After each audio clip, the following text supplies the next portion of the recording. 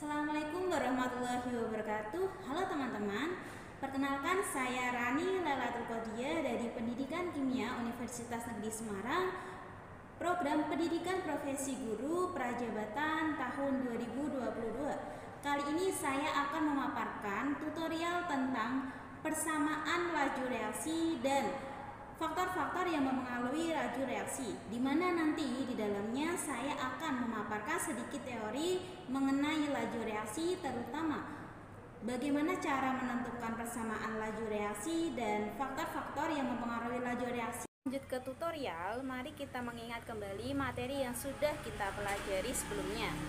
Masihkah kalian ingat apa itu laju reaksi? Ya, laju reaksi menyatakan berkurangnya konsentrasi pereaksi atau bertambahnya konsentrasi hasil reaksi tiap satuan waktu. Persamaan laju reaksi. Percobaan penentuan laju reaksi menunjukkan bahwa laju reaksi akan menurun seiring dengan bertambahnya waktu. Hal ini berarti ada hubungan antara konsentrasi zat yang tersisa saat itu dengan laju reaksi. Penentuan laju reaksi umumnya dilakukan pada saat awal reaksi. Hal ini dikarenakan ada beberapa alasan. Yang pertama, yaitu pada saat reaksi berlangsung, konsentrasi zat pereaksi akan menurun, sehingga tidak dapat ditentukan konsentrasi pada saat reaksi berjalan.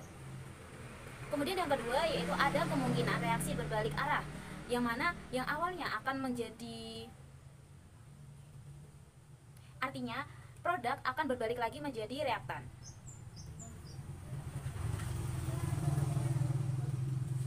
Oke, persamaan laju reaksi dirumuskan sebagai berikut, yaitu V sama dengan K kali konsentrasi A pangkat N dikali konsentrasi B pangkat M, di mana pada keterangan ini yaitu V itu merupakan laju reaksi, satuannya adalah mol per liter detik. Kemudian K itu adalah tetapan laju reaksi, konsentrasi A, konsentrasi B, dan M order reaksi terhadap A, dan N order reaksi terhadap B. Kemudian dalam persamaan laju reaksi ini nantinya kita akan mengenal yang namanya order reaksi. Order reaksi itu yang sering kita kenal yaitu ada tiga ya, yaitu order reaksi 0, di mana konsentrasi pereaksi itu tidak berpengaruh terhadap laju reaksi, kemudian order reaksi 1 dan order reaksi 2. Kemudian K itu adalah tetapan laju reaksi, yang mana nilainya akan tetap bila suhunya tetap. Tetapi namun jika suhunya berubah, maka nilai K juga akan berubah. Oke, yang tadi sudah dijelaskan itu merupakan percobaan pertama yang mana untuk menentukan persamaan laju reaksi. Selanjutnya kita akan lanjut ke percobaan kedua, yaitu mengenai faktor-faktor yang mempengaruhi laju reaksi. Nah, sebelumnya kita akan bahas teori tumbukan terlebih dahulu. Nah, di sini tumbukan efektif merupakan tumbukan yang dapat menghasilkan reaksi. Di mana di sini ada dua syarat, yaitu yang pertama orientasinya tepat. Kemudian yang kedua yaitu energi yang digunakan untuk bereaksi itu cukup besar, di mana nantinya akan terjadi tumbukan efektif. Di sini ada 4 teori tumbukan yang akan kita bahas, yaitu yang pertama teori tumbukan dan konsentrasi awal bereaksi, kemudian yang kedua yaitu teori tumbukan dan luas permukaan, kemudian yang ketiga yaitu teori tumbukan dengan suhu, dan yang terakhir yaitu energi aktivasi dan katalis. Oke, untuk yang pertama kita bahas yaitu teori tumbukan dengan konsentrasi awal bereaksi, di mana dapat dilihat pada gambar yang sebelah kiri, yaitu konsentrasi rendah, maka tumbukan yang terjadi adalah kecil. Sedangkan pada gambar yang kanan yaitu merupakan konsentrasi yang tinggi, di mana nantinya tumbukan yang terjadi akan lebih besar. Nah, dapat disimpulkan bahwa semakin besar konsentrasi pereaksi, maka semakin banyak partikel pereaksi, sehingga semakin besar peluang terjadinya tumbukan. Hal ini menyebabkan semakin besar peluang untuk terjadinya tumbukan efektif antar partikel. Semakin banyak tumbukan efektif, maka semakin besar laju reaksinya. Kemudian yang kedua yaitu teori tumbukan dan luas permukaan. Dapat dilihat pada gambar yang sebelah kiri, yaitu berarti bahwa semakin kecil luas permukaan, maka tumbukan yang terjadi semakin sedikit. Sedangkan pada gambar kanan menunjukkan bahwa semakin besar luas permukaan, maka tumbukan partikel semakin besar, sehingga laju reaksinya semakin cepat. Nah, di sini dapat disimpulkan bahwa semakin luas permukaan, semakin besar peluang terjadinya tumbukan antar reaksi. Semakin banyak tumbukan yang terjadi mengakibatkan semakin besar peluang terjadinya tumbukan yang menghasilkan reaksi. Akibatnya, laju reaksi akan semakin cepat. Oke, selanjutnya yaitu teori tumbukan dengan suhu. Berdasarkan gambar yang sudah disajikan, dapat dilihat bahwa semakin tinggi energi kinetik partikel yang bergerak, maka akan menghasilkan energi yang besar, sehingga semakin besar peluang terjadinya tumbukan yang menghasilkan reaksi. Nah, yang di sebelah kiri pada suhu tinggi, maka laju reaksinya cepat. Dan sebelah kanan itu pada suhu rendah, maka laju reaksinya akan cenderung lambat. Oke, selanjutnya yang terakhir yaitu energi aktivasi dan katalis.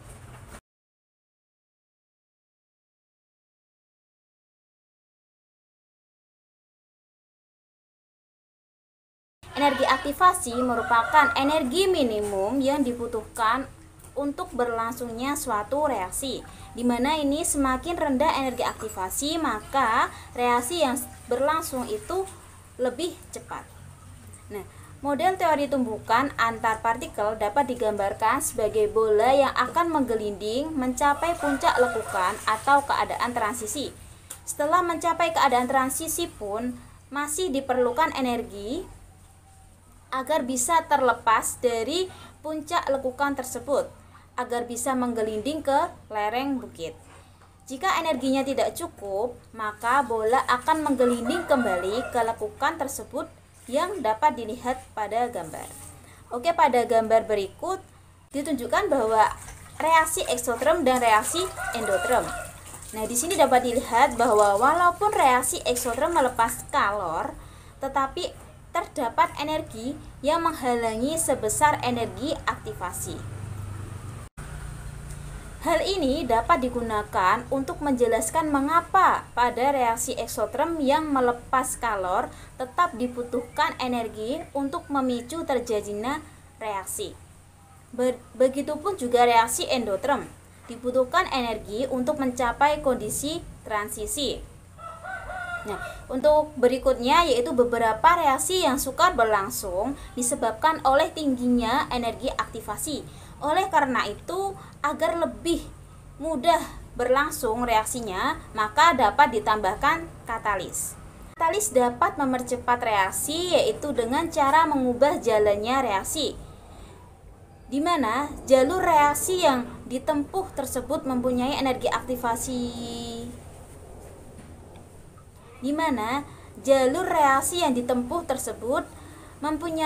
aktivasi yang lebih rendah dibandingkan jalur reaksi yang biasanya ditempuh.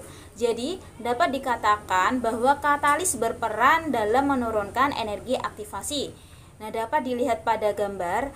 Di sini garis putus-putus itu merupakan reaksi yang ditambahkan katalis, di mana menunjukkan bahwa terdapat energi aktivasi yang lebih kecil.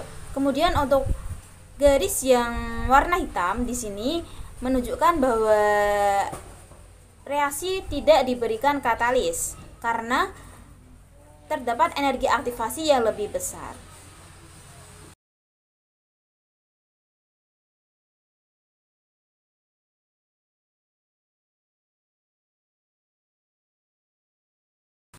Oke, kita lanjut ke tutorial praktikum. Yang pertama yaitu kita akan menentukan persamaan laju reaksi.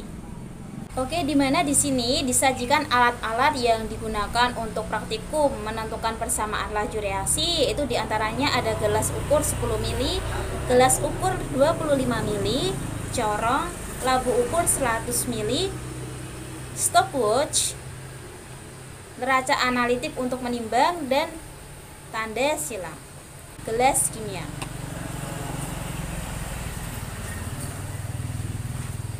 Nah, di sini membuat larutan natrium tiosulfat 0,2 molar.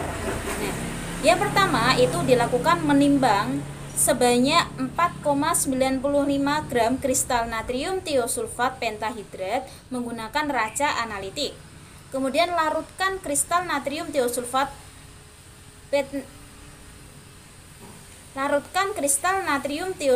pentahidrat ke dalam gelas kimia. Kemudian aduk hingga homogen. Setelah itu encerkan ke dalam labu ukur 100 ml sampai tanda batas. Nah, di sini ada bahan-bahan untuk praktikum pertama, yaitu ada larutan HCl 1 molar, larutan natrium tiosulfat 0,2 molar, Aquadex.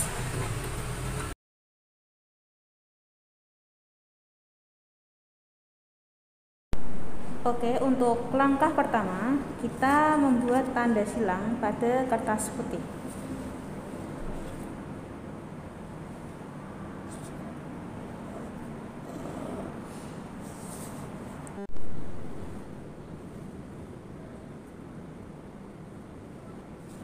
Ambil 10 ml HCl 1 molar menggunakan gelas ukur 10 ml.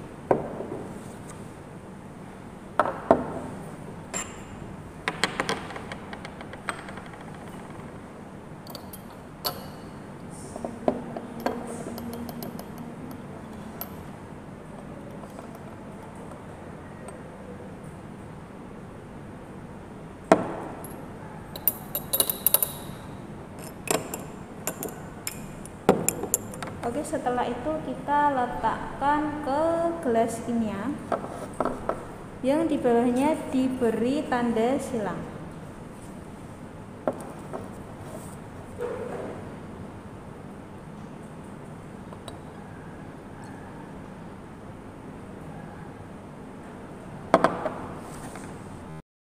Oke, selanjutnya kita mengambil 20 ml larutan natrium tiosulfat 0,2 molar menggunakan gelas ukur.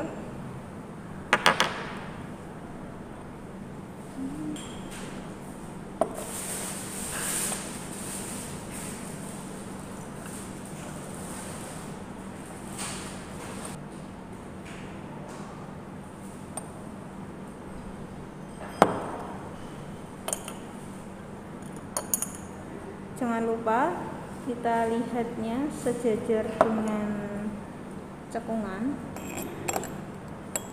Ini sudah ya. Kemudian yang tadi sudah dituangkan pada gelas kimia. Kemudian jangan lupa disiapkan stopwatch untuk menghitung waktunya.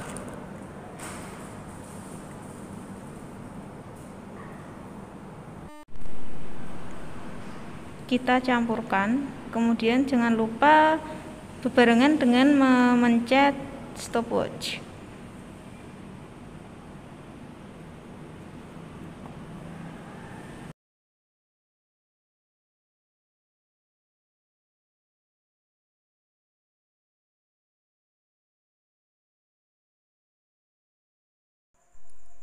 Amati tanda silang hingga tidak terlihat lagi.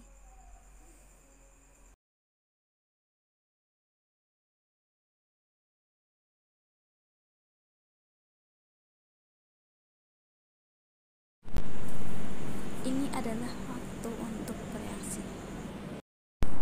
Oke, untuk perbandingan yang kedua yaitu HCl 10 ml, kemudian natrium tiosulfat 15 ml, dan yang terakhir ditambah air sebanyak 5 ml.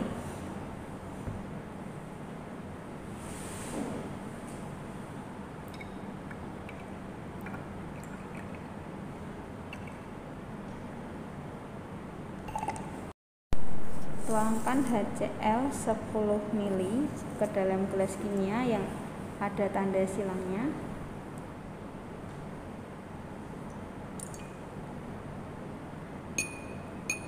Kemudian tambahkan natrium tiosulfat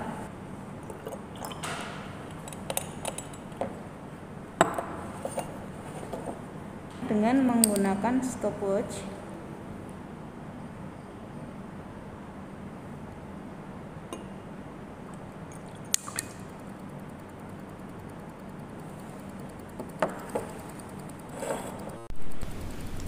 Amati tanda silang sampai tidak terlihat lagi.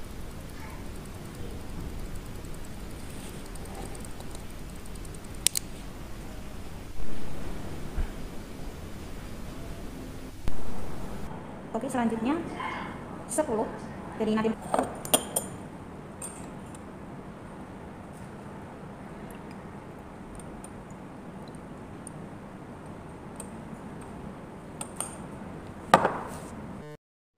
Oke, selanjutnya tuangkan 10 ml HCl ke dalam gelas kimia yang sudah diberi tanda silang.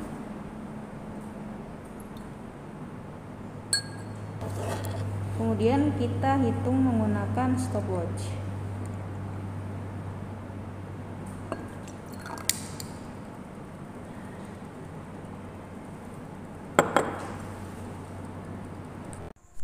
Amati hingga tidak terlihat lagi tanda silangnya.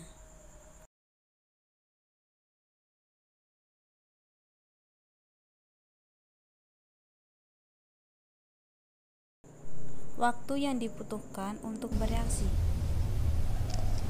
Ambil 10 ml larutan HCl 1 molar. Kemudian selanjutnya ambil 5 ml larutan natrium tiosulfat 0,2 molar menggunakan gelas ukur dan corong.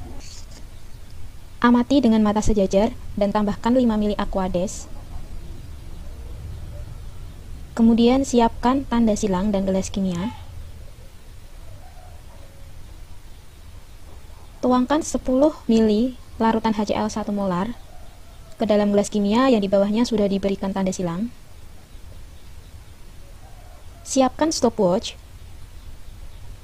Selanjutnya tuangkan campuran 5 ml larutan natrium tiosulfat dan 5 ml aquades ke dalam gelas kimia yang sudah berisi 10 ml larutan HCl. Kemudian secara bersamaan gunakan stopwatch untuk menghitung waktu.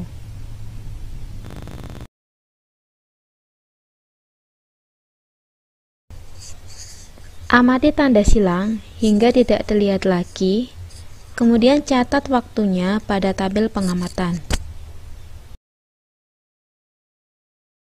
Waktu yang digunakan untuk bereaksi. Siapkan tanda silang dan gelas kimia. Kemudian letakkan tanda silang di bawah gelas kimia. Tuangkan 10 ml larutan HCl 1 molar ke dalam gelas kimia. Siapkan stopwatch. Kemudian tuangkan campuran 5 ml larutan natrium tiosulfat dan 15 ml aquades ke dalam gelas kimia. Kemudian siapkan stopwatch dan bersamaan untuk mengukur waktu yang diperlukan untuk bereaksi.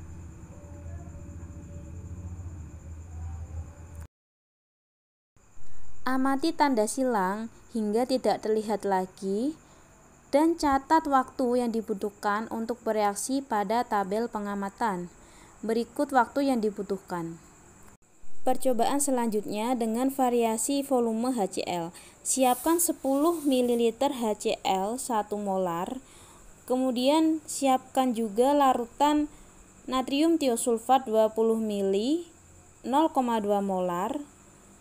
Siapkan tanda silang dan gelas kimia. Kemudian letakkan tanda silang di bawah gelas kimia dan tuangkan 20 ml larutan natrium tiosulfat 0,2 molar. Siapkan stopwatch. Kemudian tuangkan 10 ml larutan HCl 1 molar dan dengan bersamaan tekan stopwatch untuk menghitung waktunya.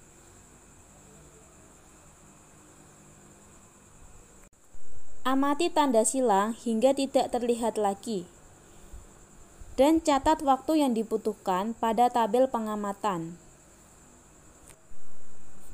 Siapkan 20 ml larutan natrium tiosulfat 0,2 molar, kemudian larutan HCl 7,5 ml 1 molar, ditambah dengan 2,5 ml Aquades.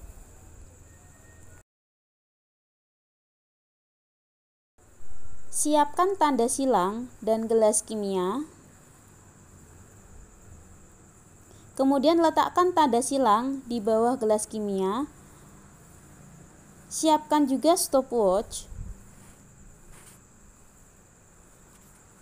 Tuangkan 20 ml larutan natrium tiosulfat 0,2 molar.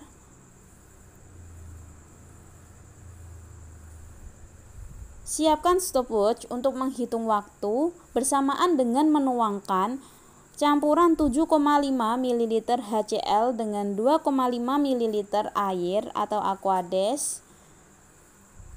Amati hingga tanda silang tidak terlihat lagi dan catat waktu yang dibutuhkan pada data pengamatan.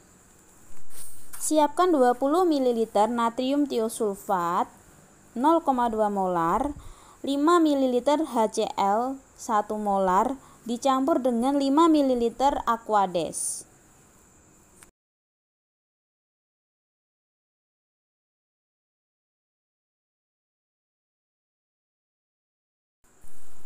Siapkan tanda silang, stopwatch, dan gelas kimia.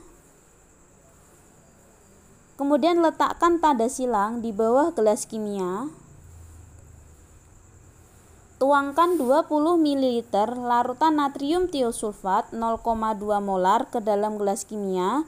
Kemudian siapkan stopwatch dengan waktu yang bersamaan menuangkan campuran 5 ml larutan HCl dan 5 ml Aquades ke dalam gelas kimia. Kemudian amati tanda silang hingga tidak terlihat lagi dan catat waktu yang diperlukan untuk bereaksi pada tabel pengamatan. Percobaan kedua yaitu faktor-faktor yang mempengaruhi laju reaksi, yaitu ruas permukaan reaktan, konsentrasi reaktan, dan suhu. Di sini disajikan alat dan bahan yang digunakan untuk percobaan kedua, yaitu meliputi gelas kimia, gelas ukur, labu ukur, korek api, tabung reaksi, kawat kasa, kaki 3, pembakar spiritus. Kemudian untuk bahannya yaitu serbuk, butiran dan kepingan magnesium, serbuk kapur, larutan HCl dengan konsentrasi 0,5 molar, 1 molar, dan 1,5 molar.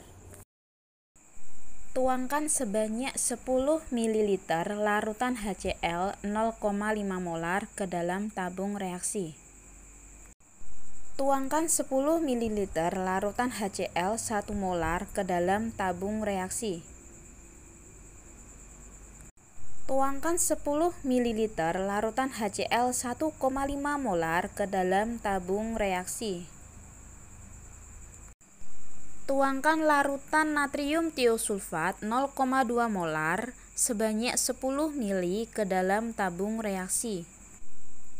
Ambil 1 molar larutan HCl 10 ml, kemudian tambahkan serbuk magnesium. Siapkan stopwatch untuk menghitung waktu yang dibutuhkan untuk bereaksi.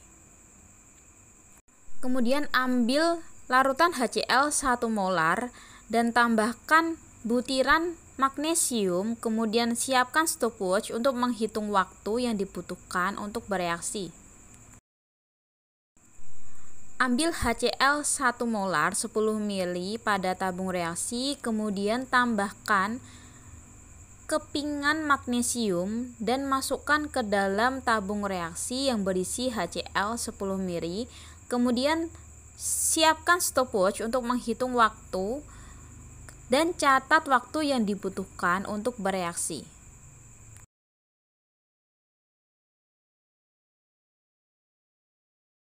Faktor yang kedua yaitu pengaruh konsentrasi reaktan. Ambil 10 ml larutan HCl 0,5 molar, kemudian tambahkan 1 sendok serbuk kapur dan siapkan stopwatch. Kemudian catat waktu yang diperlukan untuk bereaksi pada tabel pengamatan. Selanjutnya ambil 10 ml larutan HCl 1 molar dan tambahkan 1 sendok serbuk kapur, kemudian hitung waktu yang dibutuhkan untuk bereaksi. Ambil larutan HCl 1,5 molar sebanyak 10 ml, kemudian tambahkan 1 sendok serbuk kapur dan siapkan stopwatch untuk menghitung waktu yang dibutuhkan untuk bereaksi. Kemudian catat pada tabel pengamatan. Siapkan pembakar spiritus kaki 3 kawat kasa dan kemudian nyalakan api. Ambil larutan natrium tiosulfat 0,2 molar sebanyak 20 ml, kemudian panaskan di atas api. Ambil termometer untuk mengukur suhunya, yaitu suhu 30 derajat Celcius.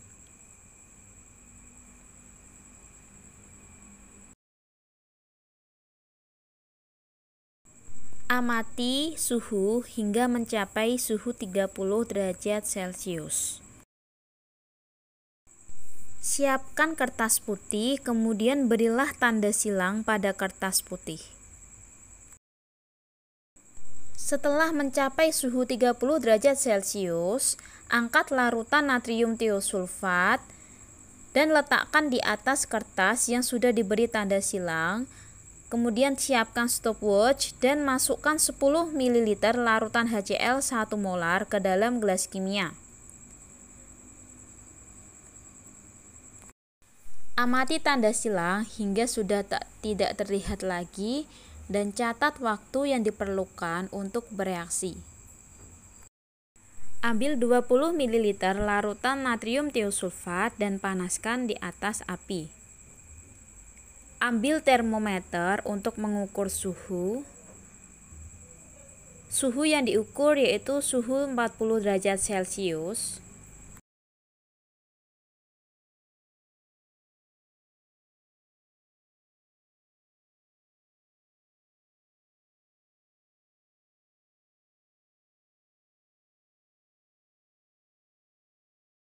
Siapkan tanda silang.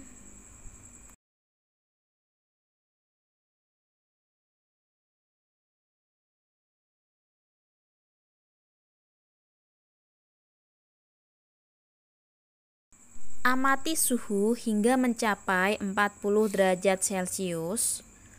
Kemudian angkat larutan natrium tiosulfat dan letakkan di atas tanda silang. Kemudian tambahkan 10 ml HCl dan hitung waktunya. Amati tanda silang sampai tidak terlihat. Catat waktu bereaksi pada tabel pengamatan. Ambil 20 ml larutan natrium tiosulfat 0,2 molar dan letakkan di atas api. Panaskan larutan natrium tiosulfat 0,2 molar hingga mencapai suhu 50 derajat Celcius. Gunakan termometer untuk mengukur suhu.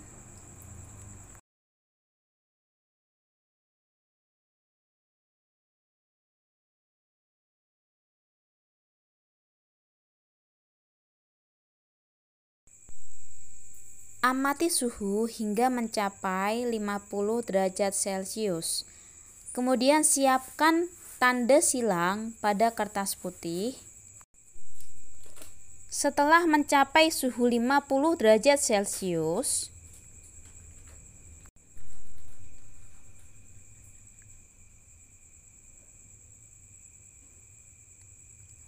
angkat larutan natrium tiosulfat 0,2 molar dan letakkan di atas tanda silang, kemudian ditambah 10 ml larutan HCl dan hitung waktunya. Amati hingga tanda silang sudah tidak terlihat lagi dan catat waktu yang dibutuhkan untuk bereaksi.